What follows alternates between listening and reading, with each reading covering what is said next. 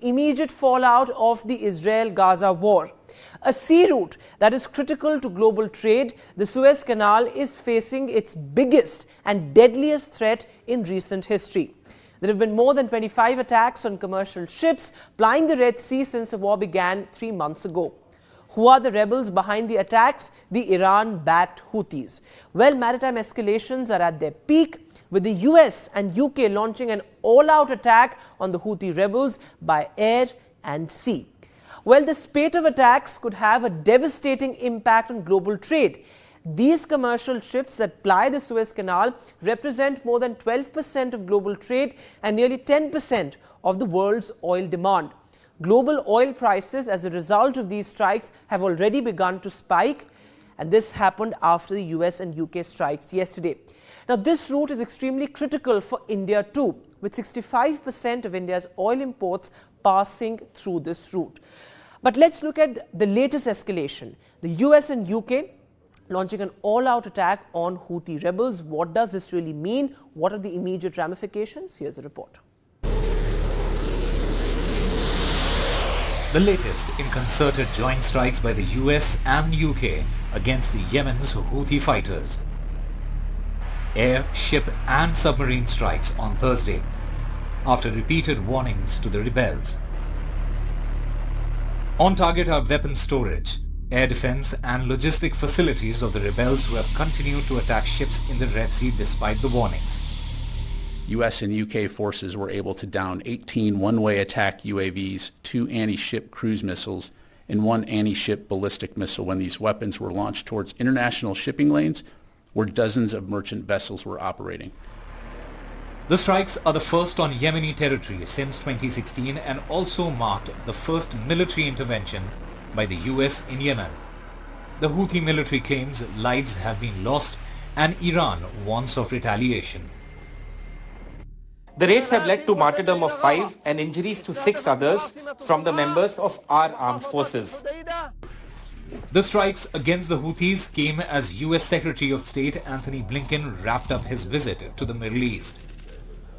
We've been focused on a number of key objectives. First, preventing the conflict from spreading. Second, getting more humanitarian assistance into people who need it. 3, increasing protection for civilians. 4, getting hostages out. And finally, continuing to support Israel in its efforts to make sure that October 7th can never happen again, and so that this conflict can end.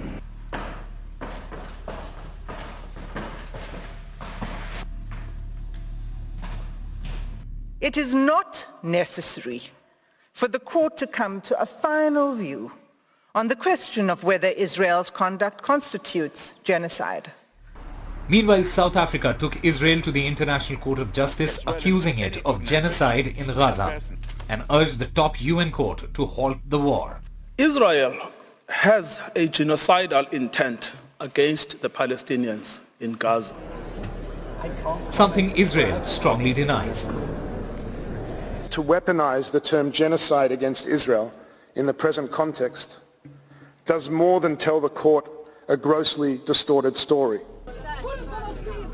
South Africa's landmark case accuses Israel of committing the genocide in breach of the 1948 Genocide Convention. With Vishal Vivek, Usama Shah for NDTV. And well, Derek Grossman is with us, of course, a senior defense analyst, somebody who watches this region very, very closely. Mr. Grossman, how do you look at the attacks on the Red Sea, on these commercial ships? What ramifications do you think it will have for global trade? Of course, the strikes that we saw by the US and UK on the Houthi rebels in Yemen, it's very concerning because the Houthis are supported by Iran, and it risks the possibility of a greater conflict within the Middle East, which is going to have ramifications, obviously, for everyone in that region, but also globally, because it could bring Iran and Israel, as well as the U.S. And potentially countries into armed conflict with each other. And of course, as you mentioned, there's the global trade aspect, right? So you have the Houthis firing at ships that are going that are moving along a major sea route. And so the United States with several other countries have decided to work collectively to secure that sea route. And this is all about the U.S. trying to maintain some measure of peace and stability in the region.